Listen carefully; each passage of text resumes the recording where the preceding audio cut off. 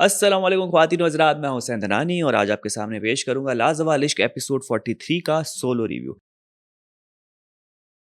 Madam आज थोड़ी सी busy थी इसलिए आज आपके सामने अकेला आया हूं और रिव्यू पेश करूंगा। उम्मीद है कि आपकी एक्सपेक्टेशन के हिसाब से पूरा उतरूंगा, नहीं उतरूंगा तो कोई बात नहीं, आगे और कोशिश करते रहेंगे।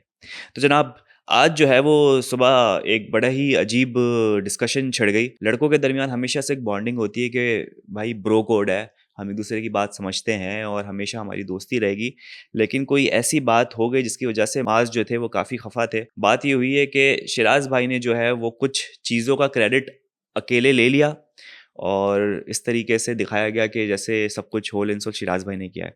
अब जैसे हमने लास्ट टाइम देखा था कि उन तमाम लोगों को, लड़कों को एक पनिशमेंट मिली थी कि क्योंकि उनका रूम जो है वो इतना अच्छा साफ़ नहीं था, तो सज़ा के तौर पे तमाम लड़कों ने सुबह-सुबह उठना था, नाश्ता बनाना था। अब सीन ये हुआ है कि माज़ का इल्ज़ाम है कि शिराज भाई जो है वो अकेले उठ गए और उन्होंने जो है वो मीर को उठा लिया, गुल को उठा लिया, हमें नहीं उठाया, मुझे नहीं उठाया और फिर जो है बहुत सारी मेजर चीज़ें प्रिपेयर कर ली और फिर अल्टीमेटली बुलाया गया कि ऐसा चलो चलो उठ जाओ, सब चीज़ें रेडी है। अब पॉइंट यही है कि माज़ ऐसी बात है क्योंकि एज अ ग्रुप लीडर के ऊपर एक इल्ज़ाम तो ये आता है कि भाई आप कैसे ग्रुप लीडर हो कि आप सोते रह गए और आपके ग्रुप मेंबर्स जो है काम कर रहे हैं। या तो ये कि आप उठ जाते और फिर जो है चले काम नहीं करते, लेकिन आप जो है वो डायरेक्शंस देते कि इस तरह से काम करना है। लेकिन लड़कों को कलेक्टिवली सज़ा मिली थी, कोई ग्रुप लीडर वाली बात नहीं थी इसमें। अब सबसे बड़ा जो मसला है वो मास को यही लग रहा है कि क्रेडिट जो है ना वो अकेले ले लिया गया है शिराज भाई की तरफ से और हम जो है वो रह गए। तो बात उनकी बिल्कुल ठीक है क्योंकि अगर ये कलेक्टिवली ही होना है तो उसको कलेक्टिवली ही करना चाहिए और साथ में जो है शिराज भाई को भी समझना चाहिए था कि अकेले चलें करने का बहुत शौक होता है। शिराज भाई की पहले से आदत है, ये नहीं है कि वो फर्स्ट टाइम उन्होंने ऐसा किया है, वो हमेशा से जो है, अगर आप याद होगा कि जब ग्रुप लीडर नहीं बने थे तब भी उन्होंने बना बना के नाश्ते वो खिलाए थे और उन्होंने कहा था कि मुझे पसंद है भाई लोगों को इस तरीके से खाना खिलाना और खुद से इनिशिएटिव लेना। मे बी वो इस इनिशिएटिव और इस इंटेंशन के साथ उन्होंने फिर से कहा कि चलो यार रेस्ट करने दो लड़कों को, मैं खाना बना लेता हूँ। लेकिन अगर सिर्फ ये इंटेंशन नहीं था, सिर्फ खुद को ऊपर रखना था और बाकियों को ये दिखाना था कि नहीं भाई नाश्ता तो मैंने ही बनाया, बाकी लोग तो बेचारे सोते रह गए, तो ये गलत बात है। लेकिन लड़कियां भी जानती थी कि कहीं न कहीं किसी न किसी ने तो है कुछ ना कुछ हेल्प ज़रूर की है। जैसे मास कह रहा था कि अगर किसी ने स्प्रेड भी लगाया तो मैं उसको उसका ड्यू क्रेडिट दूँगा। तो उनकी बातों से लग रहा था कि शिराज भाई जो है वो सारा क्रेडिट अकेले खा गए और 2-3 लोगों को क्रेडिट मिला, बाकी लड़कों को कुछ नहीं मिला है और ये सारा सीन था, जो कि अब थोड़ी-सी गरमा-गर्मी हो गई है शिराज और माज़ भाई के दरमियान। क्योंकि अब ज़ाहिर-सी बात है उनको ये लगा कि शायद गेम खेली जा रही है, एक दूसरे के खिलाफ शायद स्ट्रॉन्ग दिखाया जा रहा है एक कपल को और दूसरे को वीक किया जा रहा है। तो ये बातें ऐसी है जो मास के दिल में आएँगी। बाकी जिस तरह से पिछले एपिसोड में हमने देखा था कि जन्नत और आशिर के दरमियान जो है काफ़ी क्लोज़नेस बढ़ चुकी है, लवी-डवी चल रहा होता है। तो आज ये लवी-डवी जो है हमने एक और बड़े हमारे यूनिक और मशहूर और स्ट्रॉन्ग कपल जो हमज़ा अब्बासी और उरूज है उनके दरमियान भी देखा। क्योंकि ये ऐसा कपल है कि जो शुरू से ही बहुत ही आला चल रहा है, ठीक है? और बहुत सारे फैन्स इनके बने हुए हैं और लोग उनको पसंद भी कर रहे हैं। और इसमें से जो हमज़ा अब्बासी है, उनके हवाले से ये कहा जाता है कि ये बहुत ही जेन्युइन और बड़े ही समझ लें कि क्लियर रहते हैं, ट्रांसपेरेंट रहते हैं, कोई कैलकुलेटिव, कोई स्ट्रैटेजी किसी के खिलाफ नहीं करते। जहाँ कहीं पे मसला है तो वो स्टैंड लेते हैं, बीच में कूदते हैं। हाँ, उनके ऊपर भी इल्ज़ामात ये लगाए जाते हैं कि इल्ज़ामात तो नहीं कहेंगे, लेकिन ये कहा जाता है, उँगली उठाई गई थी कि इस पे लीडरशिप क्वालिटी नहीं है, ये शायद लीडर अच्छे ना बन पाए। और इनकी कपल जो है वो उरूज पे ये इल्ज़ाम लगता है कि भाई वो लुक़मे देती है, अलग-अलग जगहों पे जाके बैठती है, तो वो थोड़ा-सा ये किरदार अदा कर रही हैं, जो कि खुद शिराज़ ने ये बात कही थी। तो कपल के हवाले से जो है बड़ा स्ट्रॉन्ग चल रहा है, लेकिन कोई परफेक्ट नहीं होता। लेकिन लवी-डवी इनका जो है वो आज हमने देखा और बड़े ही प्यारे लग रहे थे दोनों और जिस किस्म की छेड़खानी चल रही होती है दोनों के दरमियान, एक-दूसरे को ताने मार रहे होते हैं, लेकिन उन तानों में भी जो है वो बहुत ज़्यादा मोहब्बत झलक रही होती है और बड़ा ही इनका वायलेंट किस्म का प्यार भी हम देख रहे होते हैं, जब भी एक-दूसरे के कॉलर से एक-दूसरे को झंझोड़ रहे होते हैं। ज़्यादातर तो खैर उरूज की तरफ से ही हो रहा होता है, वो बहुत ज़्यादा जो पता नहीं क्यों हमले कर रही होती है हमज़ा अब्बासी के ऊपर। तो इस किस्म का प्यार भी हम देखते हैं। दूसरी तरफ हम जो है वो माज़ और तूबा का भी प्यार देखते हैं, जो कि वो लफ्ज़ों से डायलॉग बाज़ियाँ हो रही होती है कि तुम मेरी आँखों में देख के कहो कि तुम मुझसे आँखें क्यों नहीं मिलाती। ये प्यार भी हम देख रहे होते हैं। हमज़ा गुल और फ़ातिमा का अलग ही प्यार चल रहा होता है। उनका मोहब्बत का तरीका कुछ और ही होता है। वो बीच में जो है वो एक-दूसरे को जो है वो तंग कर रहे होते हैं। जन्नत और आशिर के प्यार की बात की जाए तो बड़े मोहब्बत से बैठे होते हैं क्लोज़ एक-दूसरे के और फिर नज़रों-नज़रों में ही जो है वो प्यार हो रहा होता है। लेकिन आज जो है वो प्यार प्यार नहीं था, आज थोड़ा झगड़ा-शिगड़ा हो गया क्योंकि आज आशिर जो है ना वो हमें एक नई चीज़ करता हुआ नज़र आया। आशिर यूज़ुअली एक अपने 1.5 इंच की मस्जिद होती है, जन्नत के साथ उसके साथ बैठा होता है या ज़्यादा से ज़्यादा लड़कों के साथ बैठ गया। आज वो बतूल को एक दर्स देता हुआ नज़र आया, जिसके बारे में हम आगे भी बात करेंगे। और इस दर्स देने की वजह से जन्नत को प्रॉपर टाइम या अटेंशन नहीं मिल पा रही थी आशिर की तरफ से, जो उन्होंने फिर इज़हार भी किया। लेकिन जो इज़हार करने का तरीका था ना, वो बहुत ही ऐसा था कि मतलब डाँट के रख दिया ना, कि आपका एक पार्टनर है तो एक रिस्पेक्ट होती है कि आप प्यार से समझा लो कि यार तुम्हारी ये बात मुझे अच्छी नहीं लगी। लेकिन जन्नत बीइंग जन्नत, जन्नत बहुत ज़्यादा एक्सट्रीम चली जाती है, या तो एक इस साइड पे चली जाती है, प्यार दिखाएगी तो बहुत ही ज़्यादा प्यार दिखाएगी। वो मिड का जो न्यूट्रल वे होता है ना, वो उसपे इतना ज़्यादा नज़र नहीं आता। तो आज आशिर की शामत आ चुकी थी, जो कि एज़ एन ऑडियंस हमें बहुत बुरा लग रहा था आशिर के लिए, कि भाई आशिर जानबूझ के तो नहीं कर रहा था, उसको आज मौका मिला था कि सबके साथ थोड़ा-सा मिंगल अप हो, थोड़ा-सा खुले, बातचीत करे, अपना पॉइंट ऑफ व्यू दे। लेकिन जन्नत की तरफ से जो है ना, वो एक दहाड़ आ गई एकदम ज़ोर से, और बेचारा आशिर मासूम सा सहम सा गया। तो वो देख के थोड़ा-सा ऑफ लग रहा था। लेकिन जन्नत का ये तरीका, और आशिर को कोई प्रॉब्लम नहीं, तो हमें क्या प्रॉब्लम भाई। हाँ जनाब, तो एक बात जो आज का एक बड़ी तफ़सील से बात चली है, वो चली है बतूल की ड्रेसिंग पर। और ये ऐसी चीज़ थी जो कि शिराज़ और बतूल के दरमियान ही रहती तो अच्छा रहता, लेकिन क्योंकि घर है, क्लोज़ली सारे रहते हैं, तो ये बात फैल जाती है, और ये बात भी फैल गई। जैसे तूबा और मास की जो पिक्चर वाली बात थी, वो भी कोशिश की गई है कि कम से कम फैले, लेकिन घर है, बात फैल जाती है। वो भी फैल ही जाएगी अल्टीमेटली, वो अभी रुकी हुई है, थोड़ी बहुत लोगों तक पहुँची है, लेकिन वो फैलेगी ज़रूर, और फैल चुकी होगी, लेकिन डिस्कस नहीं हुई शायद। लेकिन ये जो शिराज़ और बतूल वाली बात है, वो अभी भी एक चीज़ समझ लें, एक टॉपिक उठा है, क्योंकि ये एलिमिनेशन राउंड की बात है, सॉरी नॉट एलिमिनेशन राउंड, ये जो इनका ईस्टर्न वेयर था, और सब सारे तैयार होके बैठे हुए थे, और आयशा उमर जो है सबके पास जा के अपनी कंसल्टेंसी प्रोवाइड कर रही थी। तब हमने देखा था कि शिराज़ को बतूल की ड्रेसिंग अच्छी लगी थी। शिराज़ ने इसको वाज़ेह भी किया कि बहुत प्यारी लग रही है, हमेशा से मैं तारीफ़ करता हूँ। और लेकिन उन्होंने अपना एक ये भी पॉइंट ऑफ व्यू ज़ाहिर किया कि भाई मुझे जो ड्रेसिंग सेंस पसंद आता है ना, या जो अटायर पसंद आता है, वो ईस्टर्न समझ में आता है, जो कि फुली ढका हुआ हो। मुझे वो पसंद नहीं आता जो कि रिवीलिंग हो। तो वो पहले ही अपनी इस बात को ज़ाहिर कर चुके हैं बतूल के लिए, और इस वजह से नहीं कि वो बहुत ही ज़्यादा इस दिमाग के मालिक हैं, या वो उनको कंज़र्वेटिव हैं। वो कहते हैं कि इस घर में रहते हुए आप ये ड्रेसिंग ना करें।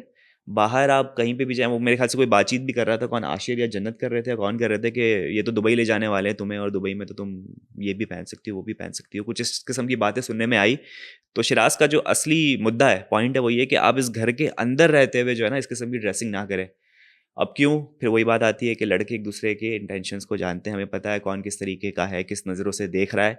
तो शिराज़ को जो मसला था, वो उनकी ड्रेसिंग से नहीं है, बेसिकली जो घर पे लोग मौजूद हैं ना, उनसे इनको मसला है, और स्पेशली लड़कों से मसला है। तो वो इनका पॉइंट ऑफ व्यू था। तो बतूल जो है ना, वो थोड़ी-सी ज़ाहिर-सी बात है, ख़फ़ा है, हर लड़की चाहती है कि उसका जो शौहर है, या उसका जो भी लव इंटरेस्ट है, वो उसकी तारीफ़ करे उसके कपड़ों की। लेकिन शिराज़ ने इस बात को बताया कि भाई मुझे आपका ईस्टर्न पहनना पसंद है, रिवीलिंग नहीं पसंद। तो ज़ाहिर-सी बात है, बतूल के लिए थोड़ा-सा टर्न ऑफ है। लेकिन सारे लोग यही समझा रहे थे, इवन हमज़ा अब्बासी भी आए, उन्होंने भी ये समझाया। इसके बाद आशिर आया, तो आशिर ने भी समझाया, जो मैं एक्सपेक्ट नहीं कर रहा था कि आशिर भी कूदेगा। और बतूल ने भी बड़ा रिस्पेक्टफुली आशिर की बात सुनी। मुझे लग रहा था कि शायद थोड़ा-सा टर्न ऑफ होगी, क्योंकि जब आशिर गए उन्हें समझाने के लिए, तो बतूल ने कहा, "ये तुम्हें किसने बताई?" तो यानी वो मुझे लग रहा था कि शायद बतूल चाहती है कि सिलेक्टिव लोगों को ये बात पता चले। ज़ाहिर-सी बात है, पर्सनल चीज़ है, कपड़ों के बारे में बात हुई, लड़की के कपड़ों के बारे में। तो हर लड़की चाहेगी कि भई ये ज़्यादा फैले ना, मेरे और मेरे लव इंटरेस्ट या 2-3 क्लोज़ दोस्तों के पास जाए। Ashir I don't think so कि इतना ज़्यादा क्लोज़ है बतूल के। थोड़ा-सा शॉक तो लगा होगा, लेकिन बहुत रिस्पेक्टफुली उन्होंने उसकी बात सुनी, जो कि बड़ी अच्छी चीज़ थी, और आशिर को भी मौका मिला बोलने का, लेकिन वहाँ आशिर की जन्नत के साथ बात खराब हो गई। तो ये एक पॉइंट उठता है कि घर के अंदर कुछ ऐसे लोग मौजूद हैं जिनसे इनसिक्योरिटी कहेंगे, या फिर जो इंटेंशंस जिनके अच्छे नहीं है। तो शिराज ने दबे लफ्ज़ों में तो इशारा कर दिया कि भाई इस घर में रहते हुए तुम ये कपड़े ना पहनो।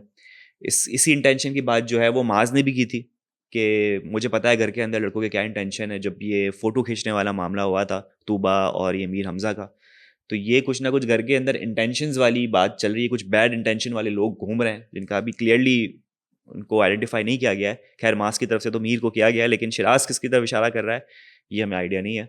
अगर मुलाकात हुई तो ज़रूर पूछेंगे क्या सीन है भाई। बाकी माज़ और तूबा की भी आज बड़ी नाराज़गी चल रही थी, क्योंकि ये कोई बैक स्टोरी चली है जो कि कैमरे पे नहीं आई, वही नाश्ते वाली कहानी है।